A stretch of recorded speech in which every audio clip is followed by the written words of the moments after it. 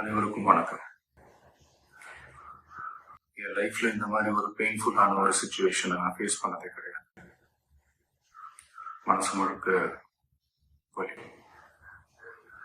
வலி மட்டும்தான்.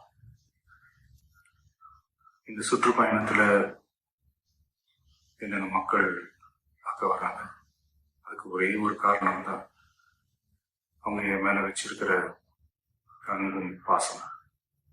அந்த அன்புக்கும் பாசத்துக்கும் நான் எப்பவும் கடமைப்பட்டிருக்கிறேன். அதனாலதான் இந்த சுற்றுப்பயணத்துல மற்ற எல்லா விஷயங்களையும் தாண்டி மக்களுடைய சேஃப்டி, அதில் எந்த காம்ப்ரமைஸும் பண்ணிடக்கூடாதுன்றதுக்காக தான் அது என் மனசுல ரொம்ப ஆழமா இருக்கும் அந்த எண்ணம். அதனாலதான் அரசியல் காரணங்கள் எல்லாத்தையும் தவிர்த்துட்டு ஒதுக்கி வச்சுட்டு மக்களுடைய சேஃப்டி மட்டும் மைண்ட்ல வச்சுக்கிட்டு அதுக்கான இடங்களை சூஸ் பண்றது, அதுக்கான இடங்களை பார்த்து பெர்மிஷன் கேட்கறது.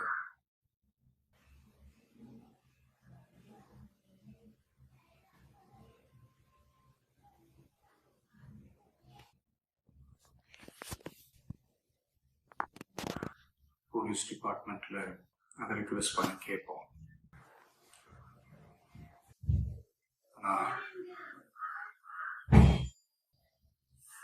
நடக்கக்கூடாதது நடந்துருச்சு. ஆனா மனுஷன் தானே, இந்த நேரத்துல அத்தனை பேர் பாதிக்கப்பட்டு இருக்கும் போது இப்படி அந்த ஊரை விட்டுட்டு என்னால கிளம்பி வர முடியும்?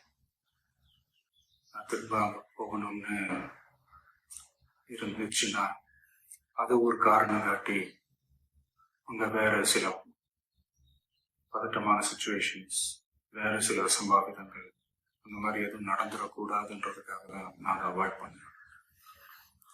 இந்த நேரத்துல சொந்தங்களை இழந்து தவிக்கிற இத்தனை குடும்பங்களுக்கும் என்னுடைய ஆழ்ந்த இரங்கலை தெரிவிச்சுக்கிறேன். எனக்கு தெரியும் என்ன சொன்னாலும் இது ஈடேயாகாதுன்னு எனக்கு தெரியும்.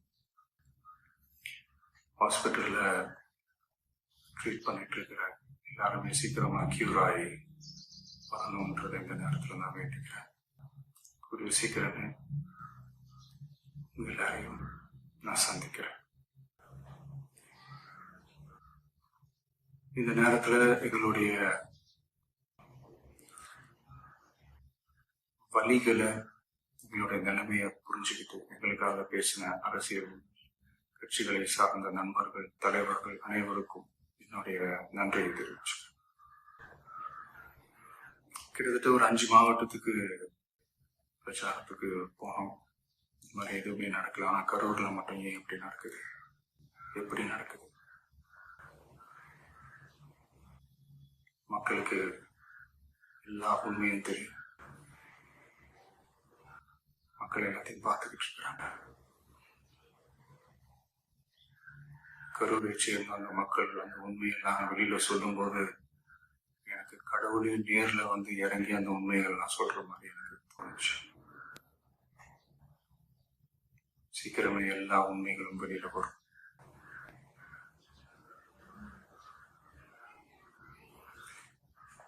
எங்களுக்கு தரப்பட்ட இடத்துல நாங்க போய் அந்த ஸ்பாட்ல நின்று நாங்க பேசிட்டு வந்தோம். தாண்டி எந்த தவறும் எங்க சைட்ல நாங்க எதுவும் செய்யல. பட் இருந்தாலும் எங்க கட்சியை சேர்ந்த நிர்வாகிகள், தோழர்கள் மேல எஃப்ஐஆர், அது மட்டும் இல்ல சோசியல் மீடியாவை சேர்ந்த நண்பர்கள், தோழர்கள் அவங்க மேல எஃப்ஐஆர் போட்டு பிடிச்சிட்டு இருக்காங்க.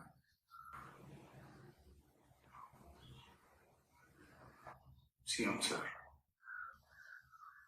உங்களுக்கு ஏதாவது பழி வாங்கணும் அப்படின்ற எண்ணம் ஏதாவது இருந்துச்சுன்னா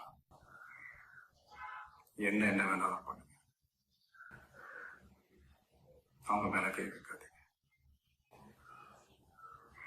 அவனு வீட்டுல இருப்பேன், இல்லைன்னா ஆபீஸ்ல என்ன வேணாலும் செய்ய. நண்பர்களே, தோழர்களே, நம்மளுடைய அரசியல் பயணம் இன்னும் ஸ்ட்ராங்கா, இன்னும் தைரியத்தோட கண்டினியூ ஆகும்.